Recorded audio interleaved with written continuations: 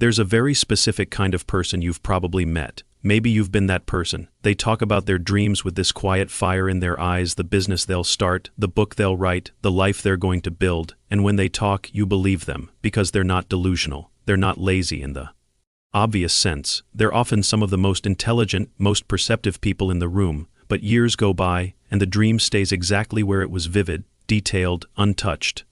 This isn't about motivation. It's not about discipline either, not in the way we usually frame it. What's actually happening inside the psychology of someone who dreams enormous but moves nowhere? That's a far more interesting and honestly more compassionate question than most people bother to ask.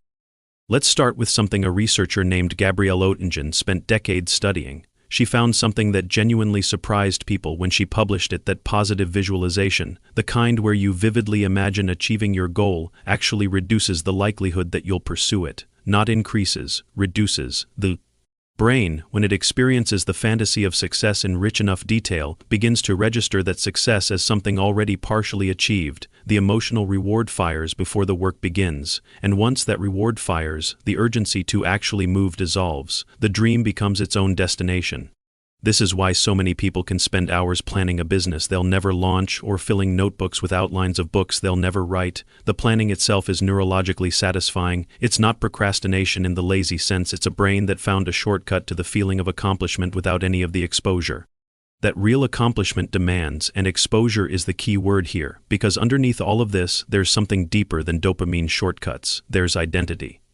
When a person carries a big dream for a long time, that dream quietly becomes part of who they are. The aspiring writer, the future entrepreneur, the person who's going to do something meaningful. That identity feels good. It feels significant. And here's the psychological trap that almost no one talks about: attempting the dream puts the identity at risk, because if you try and fail, you're no longer the person who's going to do something great. You're the person who tried and couldn't. The dream left unattempted is permanently safe. It can never be disproven. And the mind, at its most protective, would rather keep the beautiful possibility alive than risk replacing it with a definite, painful answer.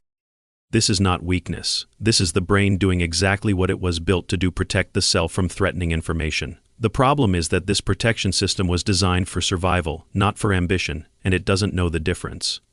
There's something else happening too, something more subtle that I think gets almost entirely missed in conversations about this. Some people who dream big have an unconscious fear not of failure, but of success. That sounds strange at first. Why would anyone fear what they want? But think about what success actually requires. It requires change. Real, structural change in how you live, who you spend time with, how others perceive you, what's expected of you. Success in a big dream means becoming a different version of yourself, and that transition, that loss of the familiar self, even when the familiar self is unhappy, can feel genuinely terrifying at a level the conscious mind doesn't fully register. There was a study conducted with people who were repeatedly close to achieving major professional goals and would somehow self-sabotage just before reaching them. The researchers found that many of these individuals, when asked about it directly, couldn't identify any logical reason for their own behavior. The resistance wasn't conscious. It was structural, baked into a psychology that associated who they currently were with safety, and who they were about to become with an uncharted, uncontrollable unknown.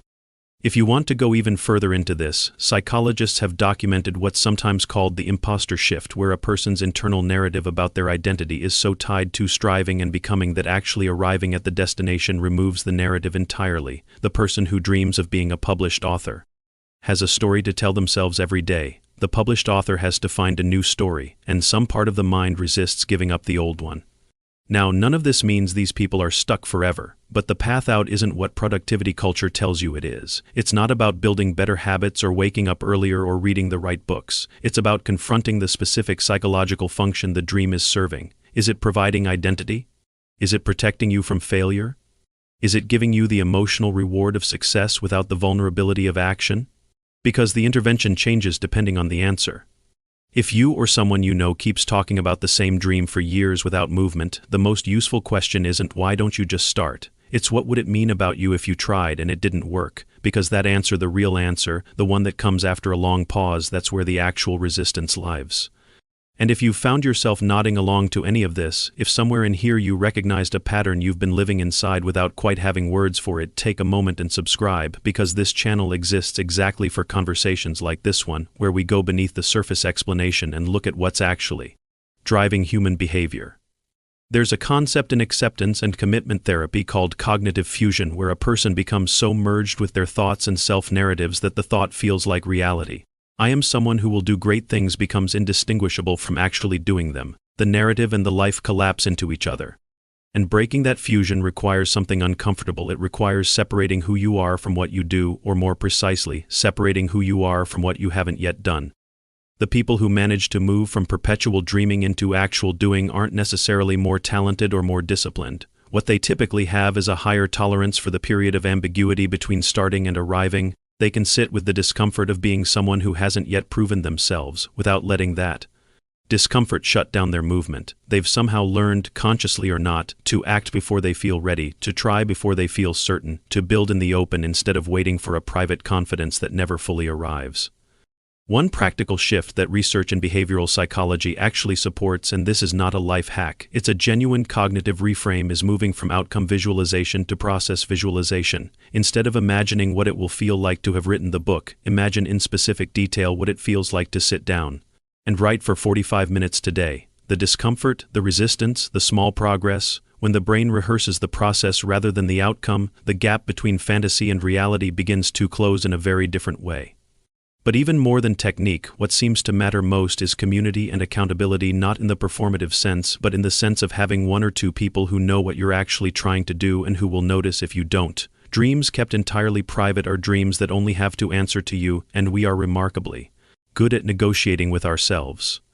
The last thing I want to leave you with is this. There's a difference between someone who dreams and someone who uses dreaming as a refuge. Both deserve compassion, but only one of them is living something close to the life they actually want. The person who keeps the dream perfect and unstarted gets to keep the hope, but they also never get to know what they were actually capable of. And I think somewhere beneath all the protection and the planning and the beautiful articulate vision, most of them know that, and that knowing is the quiet take underneath everything else. If this gave you something to think about, not about someone else, but about yourself, then share it with someone who might be carrying a dream they haven't touched in a while. Sometimes the most useful thing you can offer someone isn't advice, it's the right mirror, held up at the right moment.